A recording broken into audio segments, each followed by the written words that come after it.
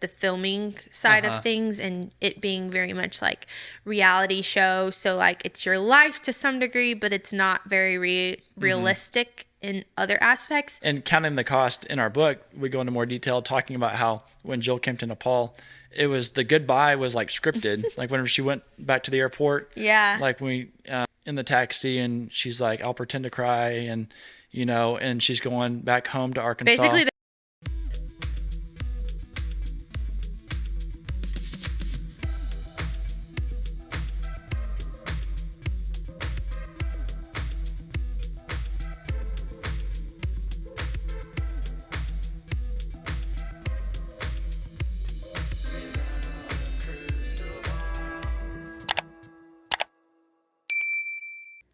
Hey friends, it's Katie from Without a Crystal Ball. Welcome back to my channel. It's Wednesday, January 10th, 2024. I hope everyone is having a wonderful day. Jill and Derick Dillard sat down on the Unplanned Podcast, and they spoke in pretty great detail about their book, Counting the Costs. But this conversation was a bit more candid in that they shared some information about Derick's thoughts about what's going to happen with Jim Bob as it relates to the information they discovered on the taxes. And it sounds like Derick is of the belief that Jim Bob Duggar could potentially be facing audits and legal consequences with the IRS for the way that he handled his taxes and his children's taxes in conjunction with their family business, Mad Family Inc. Now, they also discussed in the same podcast that the siblings, that some people have been wondering, are the siblings still under contract with the Duggars? In Counting the Cost, the book that Derick and Jill wrote, we learn that after Jill and Derick were finally paid and had to get an attorney involved because they were not paid, even though Jill was the showrunner for the original series, Jill and Jessa Counting On, which later turned into Counting On, that Jim Bob decided that he would finally pay some of his kids.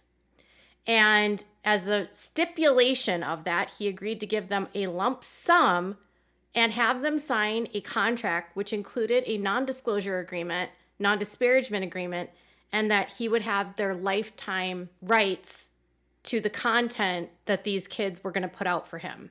It would include the media production of their videos, their social medias, and the like. So it wasn't just about the show, but it was also about the content. And this has been something that a lot of you have asked, is this happening? Is this still happening? Are they still under contract? And Jill answers that question.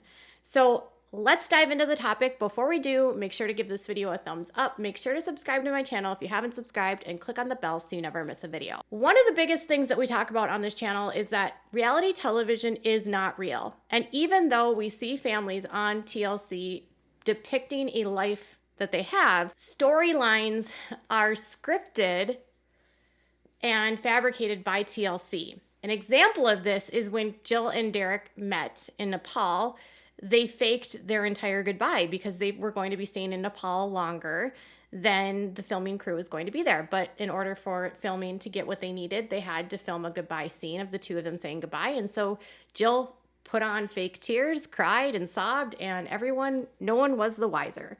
And so Jill talked quite a bit about this idea that even though people are watching the show and it seems real, it's not actually reality. And sometimes the stuff that's put out on the show isn't what's really happening in the real world of their lives. So it can paint a different narrative of who someone is to the masses. Now, this is an agreement that happens when you enter into the reality TV world. Editors can do whatever they want, and reality TV is built for drama. One of the biggest things that she talked about was with her wedding. She said that she really took issue with the fact that so much buildup was around her first kiss with Derick, and that it became such an issue where they were asking her siblings to rank it, asking people to rank the kiss. Was it a good kiss? How good of a kiss was it?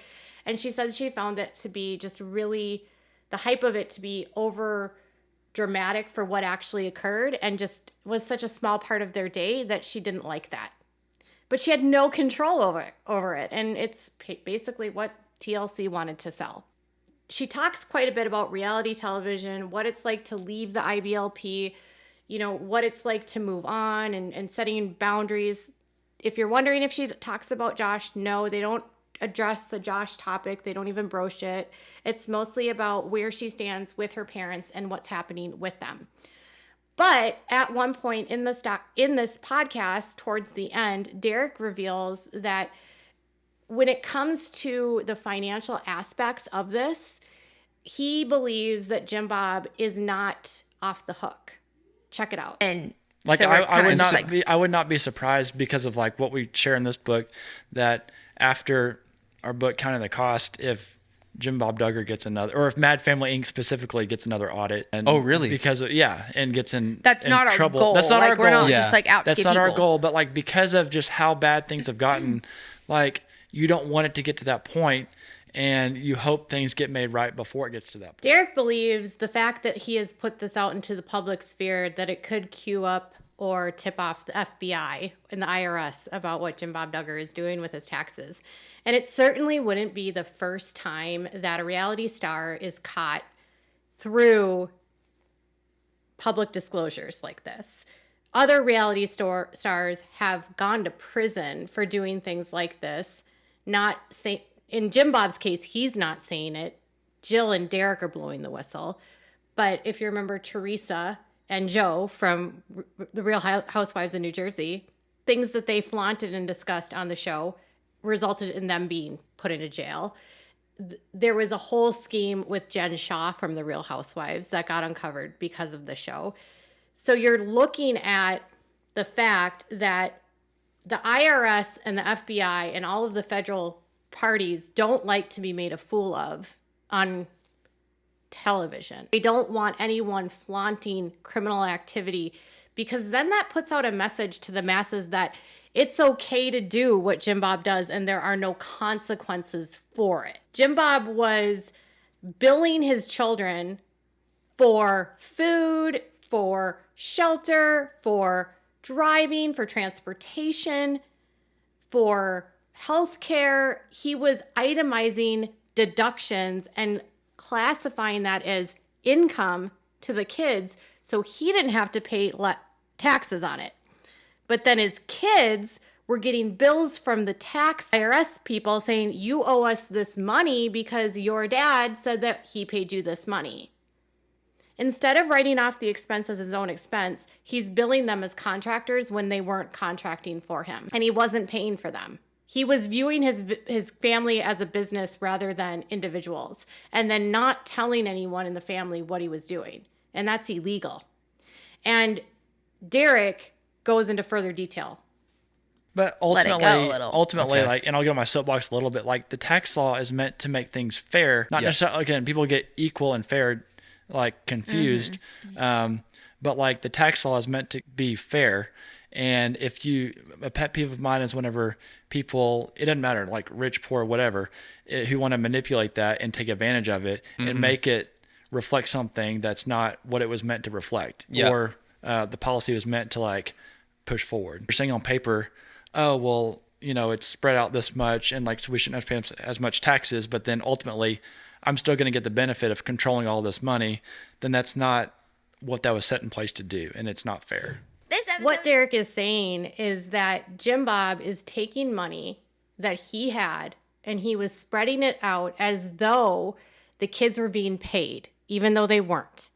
He was the one that had all of the money, but he was telling the IRS that his kids were the ones that had the money.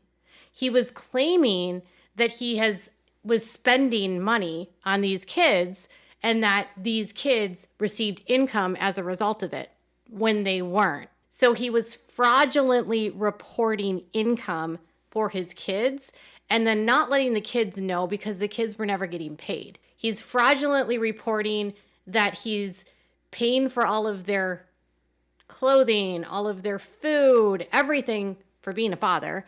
And then he's putting it on their taxes so they have to pay for that, and then he doesn't. The benefit he gets from that is it reduces his tax liability, which is called tax evasion or tax fraud.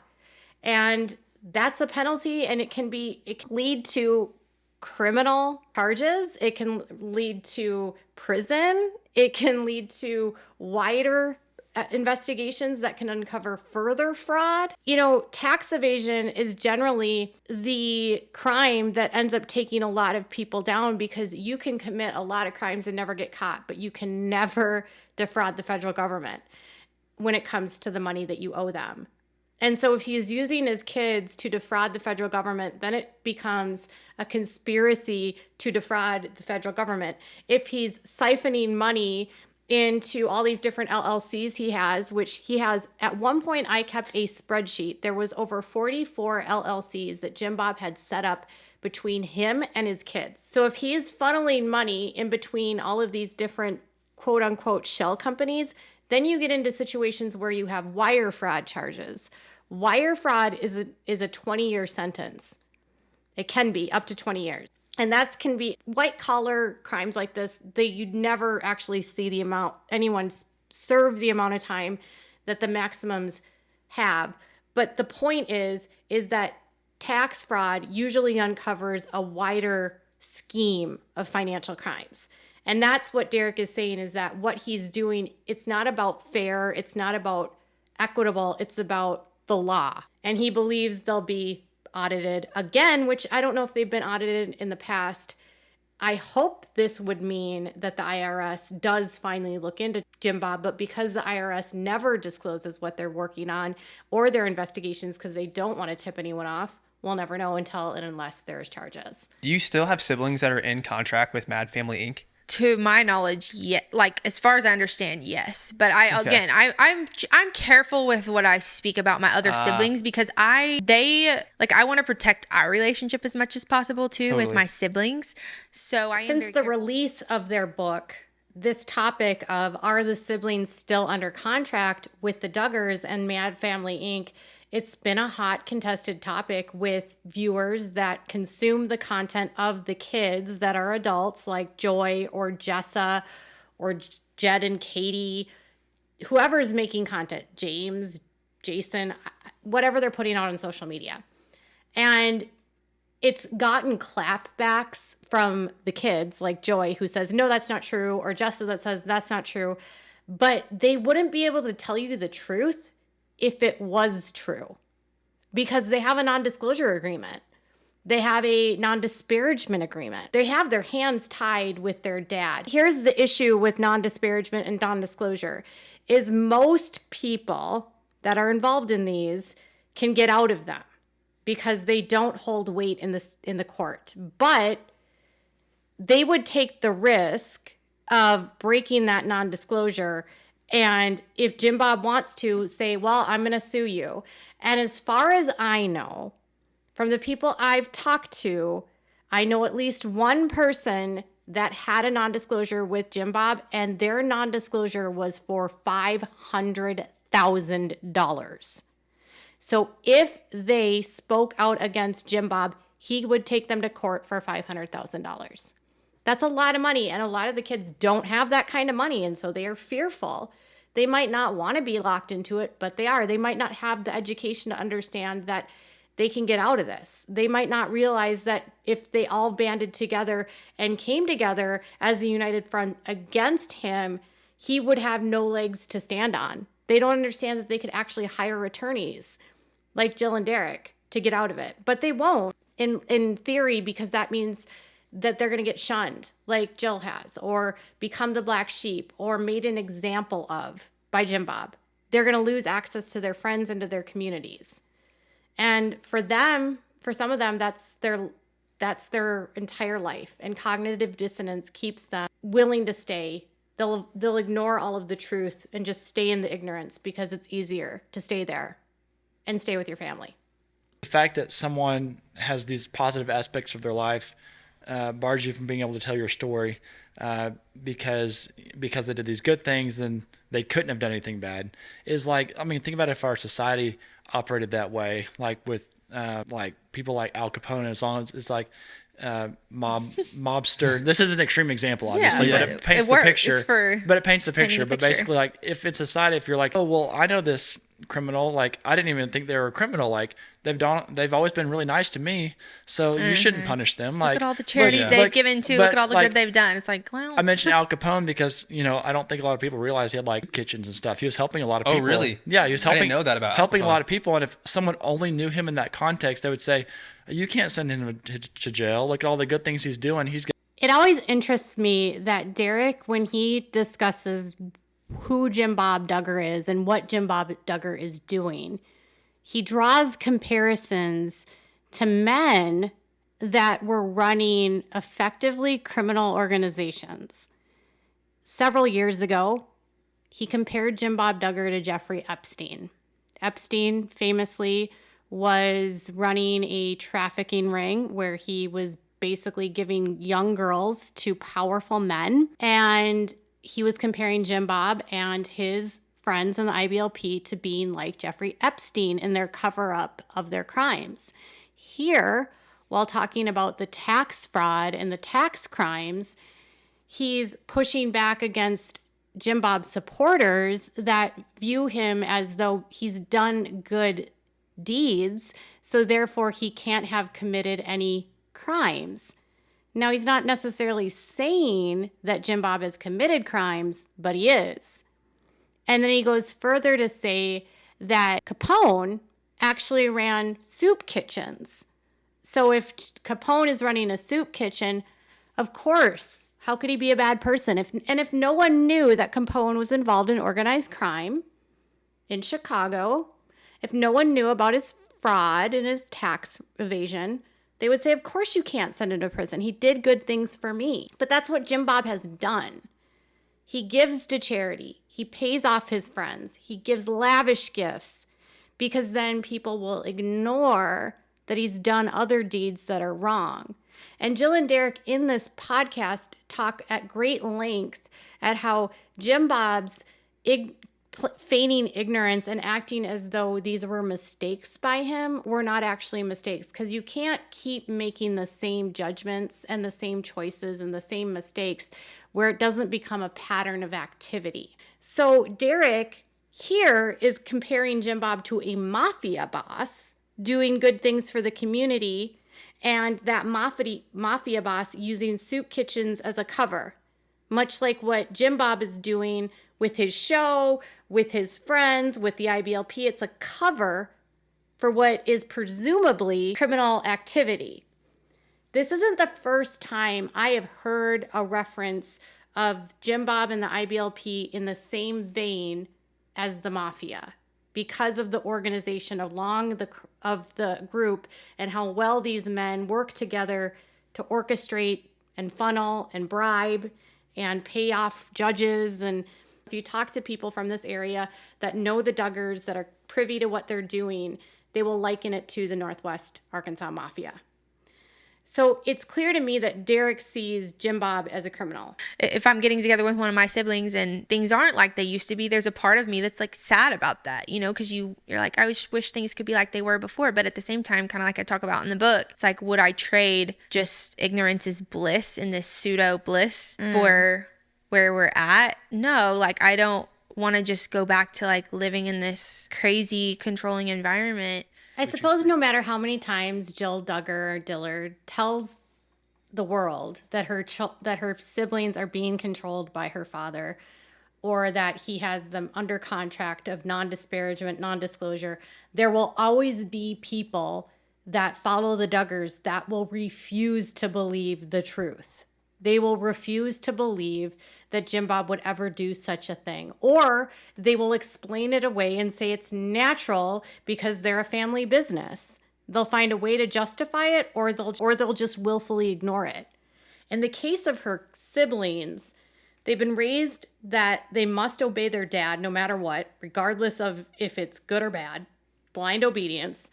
And you never disobey, and you always trust that your parents have the best intentions for you, will never lead you astray. You are supposed to respect your parents. And Jim Bob and Michelle view disobedience akin to a mortal sin. They follow twisted logic in the Old Testament and will point to passages in the Bible that say that someone who is slandering or speaking against a parent, their only way to correct that sin would be death. It's kind of, when you think of the fear that these adult kids live under, there's an aspect of, well, if I'm going to leave, I'll go to hell.